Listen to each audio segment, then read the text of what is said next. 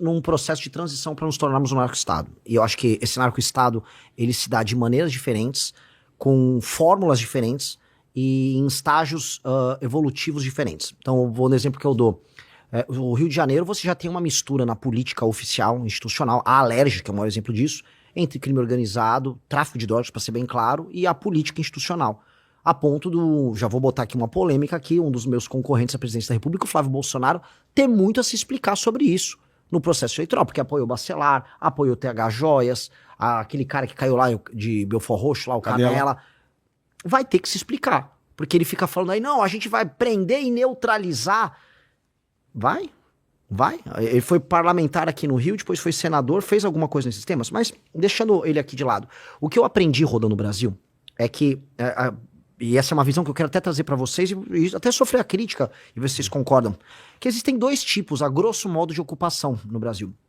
Uma é a ocupação que a gente chama de horizontal, que é uma ocupação como, por exemplo, o Comando Vermelho faz, o TCP faz, que é você pega um mapa, você vê o horizonte, e eles ocupam áreas territoriais em que antigamente tinha a exploração do tráfico de drogas ali, o uso daquela região como uma região logística para poder operar, e depois gás, internet, transporte, né, uma operação complexa que as milícias também começaram a fazer.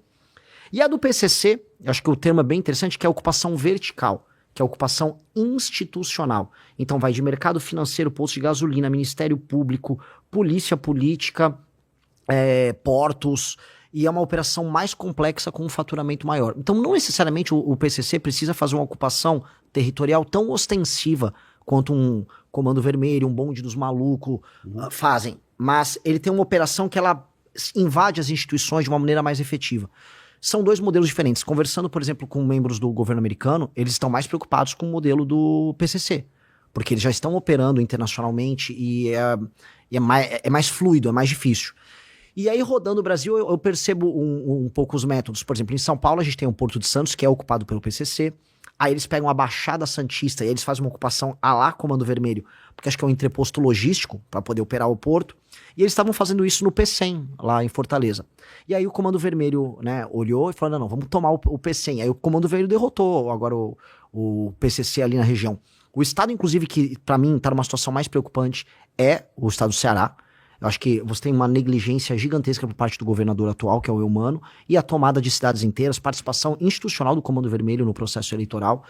Então, onde eu olho, eu vejo modelos diferentes dessa ocupação, vejo uma sofisticação maior por parte do PCC, vejo por parte do PCC operações intricadas que a gente vai ter, por exemplo, trabalho de fronteira para a entrada da droga, somado a trabalho com prefeituras e com polícias locais na Rota Caipira, trabalho no Porto de Santos, trabalho com cooperação internacional para aplicar eles. E com o Comando Vermelho, eu vejo uma... E as facções, vamos colocar assim, de ocupação territorial regionais. Um trabalho mais intensivo junto com as polícias e com os governadores. E a gente sabe que tem muito governador que não está disposto a auxiliar. Eu citei o exemplo do Eumano no Ceará, e vou dar... Hoje eu pretendo dar nomes aqui, pra gente não fugir da discussão. Eu fui processado e condenado já pelo menos 2 vezes por falar, olha... Ele, de alguma maneira, por ser leniente, ele está cooperando. Ele permite que cidades inteiras sejam ocupadas pelo crime organizado e de maneira bem clara, ele utiliza a polícia para fazer a escolta dos moradores para fora das suas cidades, das suas casas. Então, o caso cearense é um caso assustador. Tem casos bizarros acontecendo também no Pará. Vi em menor intensidade isso acontecendo no Maranhão. Na Bahia, muito. Salvador é uma cidade que está, vamos dizer, num cenário tão ruim, talvez até pior do que o do Rio de Janeiro. Então, eu acho que o Brasil está num processo acelerado de transformação dele próprio num narco-estado. E a gente dispõe de meios técnicos, a meu ver, o Estado brasileiro dispõe de fazer esse enfrentamento, mas institucionalmente e em termos de liderança, nós não temos vontade política para fazer isso acontecer. E eis a necessidade de um presidente que cuide desse tema. Perfeito, mas tu falou em meios técnicos. Temos legislação hoje no Brasil para esse enfrentamento? Não, essa seria a parte institucional que eu te falei. Perfeito. Institucionalmente falando, o arcabouço jurídico para a gente fazer esse enfrentamento não é suficiente. A gente tem que alterar as leis de execução penal, a gente tem que alterar as leis penais. Tem uma discussão que eu estou trazendo muito forte, que é a do direito penal do inimigo, de um autor alemão que chama Günther Jacobs, que no fundo é o pai dessas legislações especiais para enfrentamento a terrorismo, que a Dinamarca aderiu, a França aderiu, os Estados Unidos aderiu, até o Brasil ele trouxe uma parte do direito penal do inimigo e colocou isso dentro do seu corpo jurídico. Só que ele tem que ser bem mais claro com relação às facções. Elas têm que ter um tratamento jurídico diferenciado. E a tese do direito penal do inimigo é justamente o direito ser muito veloz e muito intenso com relação a membros dessas organizações anômalas. E veja, a gente recebe críticas, eu fui muito criticado, mas isso dentro de uma democracia, e eu dou exemplo, a Dinamarca, que é uma democracia que ninguém critica, ela aplica isso contra facções. Tem uma facção específica que atua na Dinamarca, se você se associar a ela, você já vai preso. Se você divulga ela, você vai preso. E aí isso tem a ver com a cultura, a narcocultura, ou a superestrutura cultural do narcotráfico, a gente pode chamar do que a gente quiser, que é entendido pelo direito penal do inimigo também como uma parte integrante da facção. O aparato burocrático que ajuda a lavar o dinheiro da facção é ou não é parte da facção? Eu considero que seja. Com certeza sim. Então, institucionalmente, ou seja, em termos de arcabouço legal, trazer o direito penal do inimigo, passar um projeto de lei que inclua isso, vai permitir ao Estado ter uma ação muito mais efetiva com relação a essas figuras.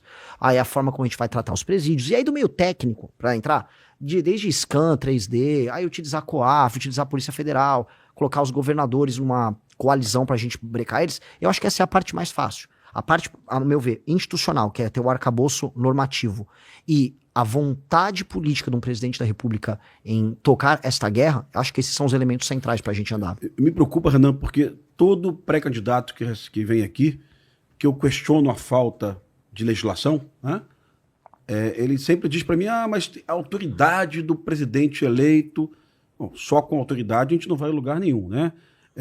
Ontem eu vi um caso em Tocantins, farei um vídeo sobre isso, de um bandido que assaltou 10 farmácias ao longo de 15 dias, preso em flagrante pela Polícia Militar de Tocantins, né? Na audiência de custódia, o juiz diz que a prisão é legal, o juiz deixa claro da legalidade da prisão, e diz que o bandido vai responder em liberdade, né? Então, assim, isso em vigor a alteração do crime do roubo. Sim. Proposto pelo Kim Kataguiri, né? E sancionado pelo Lula. Sim. Ou seja, eu não posso dizer que o Lula foi omisso porque ele sancionou a lei que o Kim propôs, né? Com tudo isso, o juiz despacha que a prisão é legal, mas o bandido vai ficar em liberdade apesar de ter assaltado 10 farmácias, né? Então, assim, olha a complexidade disso. Sim, esse é um elemento fundamental, porque institucionalmente o judiciário, ele se considera acima da lei porque não existe sanção. A gente aprende no primeiro ano de direito que a norma, Hans Kelsen isso, a norma só funciona se ela tem uma sanção. Se você tem uma norma e a norma não tem uma punição, caso ela não seja cumprida, a norma não tem função. Sim.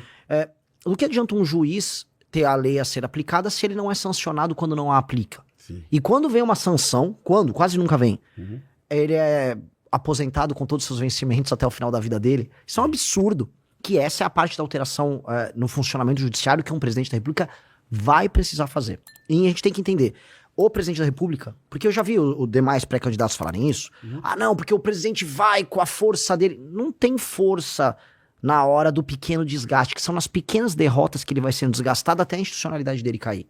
Então o presidente da República tem que falar tudo que ele vai fazer na campanha e na transição e no ato da posse ele já pautar esses temas de maneira imediata. E outra coisa que eu acho que é fundamental, além de pautar e explicar no debate público, então o presidente da República tem que ser permanentemente sabatinado pela imprensa, porque o enfrentamento com relação às ideias erradas que mantêm o estado das coisas atual tem que ser feito pelo próprio presidente. Então tem que ser um presidente que sabe se comunicar e que acredita naquela tese. E isso não só em matéria de segurança. Matéria econômica vai precisar ser a mesma disposição para passar os temas e a sociedade civil ser convencida. Porque a partir do momento, e eu tenho uma crença muito verdadeira nisso, que a sociedade civil entender que o presidente está tocando uma guerra comum no Estado brasileiro, você vai unificar o país.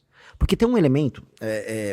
que eu percebi agora rodando o Brasil inteiro. Do Rio Grande do Sul, que você tem 13 facções em Porto Alegre, até o Maranhão, todo mundo, de todas as classes sociais, de todas as regiões do Brasil, não é que ele quer que o crime acabe, ele quer se vingar do criminoso.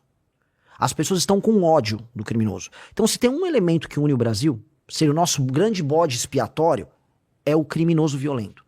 Você consegue pegar um país que está fraturado, que se odeia, que está rachado por região, que vota na direita, e todo mundo tá pistola com o bandido. Então o primeiro presidente que começar a enfrentar isso de verdade e começar a mostrar que dá para fazer as coisas acontecer, você tem um efeito que é muito maior só do combate ao crime, que é reunificar o país.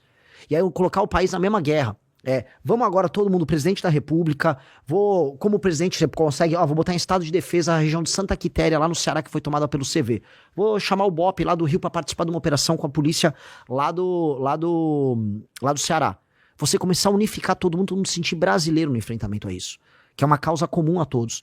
Eu acho que aí sim você vai passar os projetos, você vai ter uma boa popularidade como presidente da República tratando desses temas, e a gente muda o arcabouço institucional que envolve o judiciário e as leis penais, leis de execução penal e o Instituto do Direito Penal do Inimigo, para aí, de verdade, a gente virar um país. Hoje não é um país. Perfeito.